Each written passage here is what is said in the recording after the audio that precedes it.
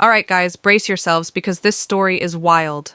My name is Lily, and if someone had told me 5 years ago that my own sister would steal my fiancé, I would have laughed and said, "Yeah, right, you're crazy." But reality sometimes turns out to be more grotesque than any cheap drama. Here's the backstory. I had a sister, Sam. She always loved being the center of attention, always tried to steal the spotlight, but as the younger one, I constantly turned a blind eye to it. As kids, it was little things. She would borrow my stuff, take credit for my ideas, drive me crazy. But in the end, she always got away with it. And then Alex came along. Handsome, charismatic, with that signature gaze that could make you lose your mind. We dated for 2 years, and he proposed to me. Everything was going perfectly until my sister decided that if I had found someone great, then he must be hers. How did I find out? Well, it started with small things, strange looks, conversations that stopped the moment I entered the room. And then came the night I caught them together. Their excuses were so pathetic that I didn't even get angry. I just felt disgusted. But the most interesting part? They expected me to cry and beg him to stay. Ha! I turned around and walked away, leaving them in their cheap little play. And after that, well, that's when my real story began. A story about how life threw them such a curveball that even Sam, who was used to getting everything she wanted, couldn't handle it. I'll be honest. I expected this to hit me harder. 2 years of a relationship, a wedding on the horizon. But to my surprise, I didn't feel pain. I felt liberated. You see, this wasn't just an act of betrayal. It was betrayal by someone I had trusted since childhood. And honestly, everything suddenly made sense. Alex wasn't the person I had imagined him to be. Deep down, I knew he was never meant for me. So when I caught them together, there were no tears, no breakdowns, just an icy calm. You know what I did? I simply smiled. Smiled so hard that Sam's face twisted, and Alex suddenly lost all his confidence. "Bon voyage, traitors," I said, turned around and walked away. They didn't see that coming.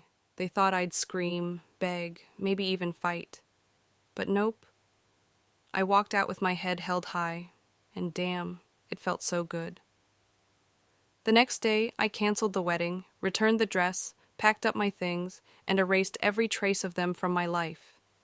Everything that connected me to that backstabbing duo, I wiped clean. But you know what was the funniest part? A couple of weeks later, I started getting messages. From whom? Of course, Sam. "Lily, I know you're hurting. You're not really going to stop talking to me over this, are you? You have to understand, you can't control love." Ha ha ha, seriously? The sister who stole my fiancé now wanted us to stay friends? And the cherry on top? Alex. A month after they officially announced their relationship, yep, they actually started dating, he texted me. "You deserve an explanation. You were important to me. I miss you." Oh, you miss me? That's too bad. You could have had someone who truly loved you. But you know what's even better? By that time, someone else had already entered my life. Someone much better. I didn't respond to either Sam or Alex. At all. Their messages disappeared into the void while I continued living my best life. I changed jobs, moved to a new city, and, yes, I started dating a guy who was better in every possible way. Meet Nate. If Alex was charismatic, then Nate was magnetic. Tall, confident, successful. He didn't just know his worth. He was the kind of man you wanted to follow. A businessman, an athlete, and with a perfect sense of humor to top it all off. For the first time in a long time, I felt desired, respected, and genuinely happy. But the funniest part? Nate knew the whole story about Sam and Alex. I didn't hide it, and he simply smirked. "So your sister decided to steal your fiancé?" Well, I hope he was worth it. Then he added, "They'll regret it, and you know what? He was right. A year flew by. I moved into a gorgeous apartment, pursued my hobbies, traveled with Nate, and enjoyed life. And then an invitation arrived to a wedding. Yep, Sam and Alex were getting married, and apparently they thought it would be a sweet gesture to invite me. "We'd love to see you there," Sam wrote. Ha ha ha ha! Oh, of course. I was about to just ignore it when Nate saw the invitation and smirked. "Let's go." I raised an eyebrow. "Seriously? Why?" "Let's give them what they fear the most." "And what's that?" He smiled. "You. Happy? Well then, if we're playing to win." The wedding day arrived. Nate booked the most luxurious car he could find, and the moment I stepped out at the venue, every head turned. I didn't just show up, I arrived in style. I wore a long silk dress that accentuated everything it needed to. My hair, perfectly styled, makeup, flawless. And beside me stood Nate, tall, confident, in a perfectly tailored suit, with that lazy smirk that made women weak in the knees. As we walked in, I could feel the atmosphere shift. The first to see me was Sam, and her face, priceless. Did she expect to see me miserable, alone, still heartbroken? Oh, how awkward. I simply smiled and stepped closer. "Congratulations," I said, handing her a small box. Inside was a delicate silver bracelet, not too expensive, just elegant. A simple gift, no hidden meaning. But the way she stared at it, you'd think I had just handed her a snake. And then Alex appeared, and damn, his reaction made this entire show worth it. He literally froze.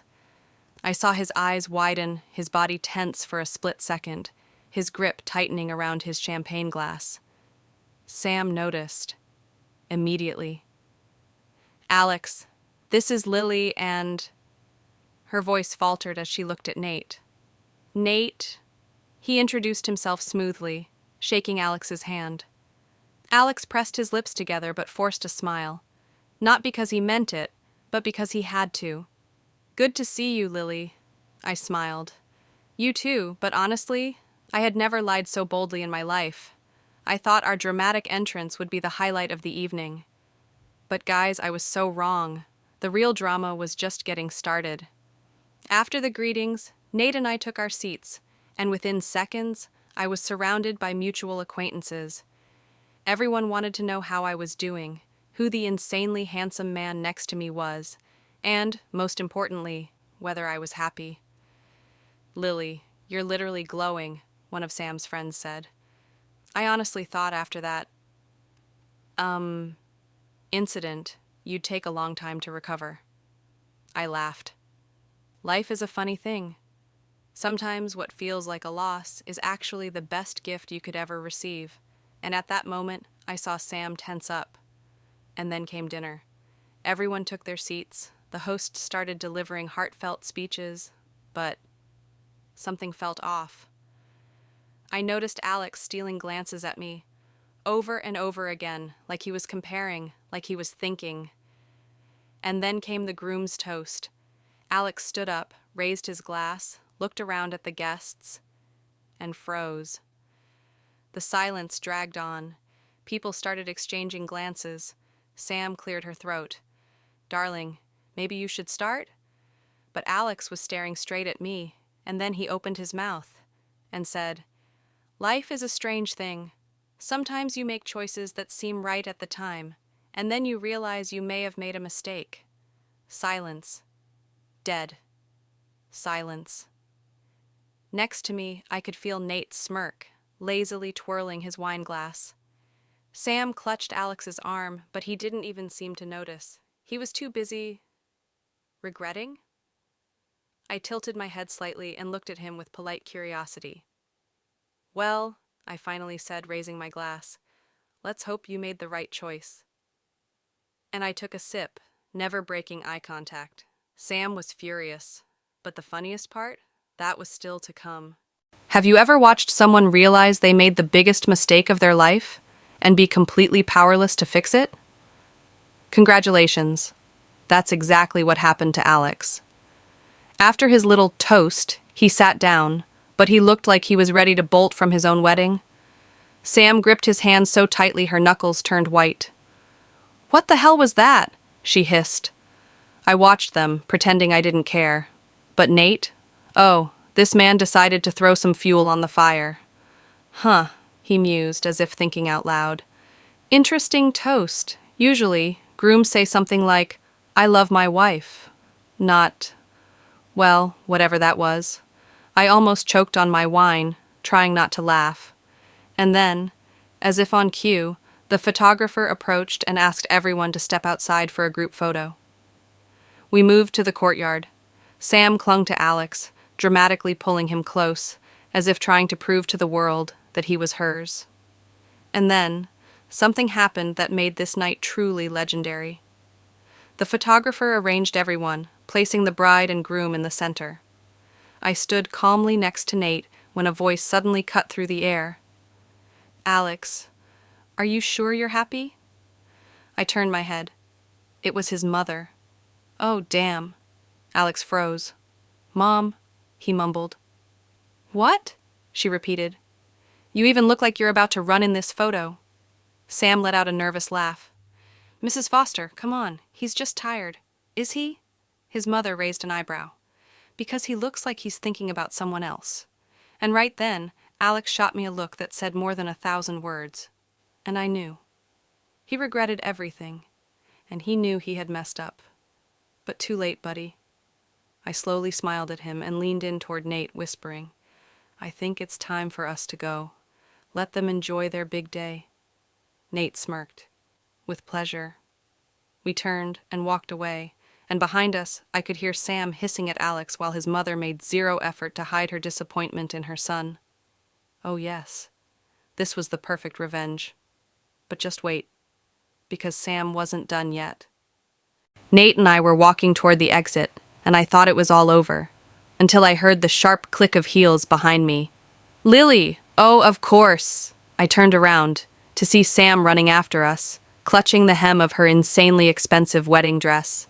Her face was flushed with rage, and her eyes were practically throwing daggers. "What?" I asked calmly.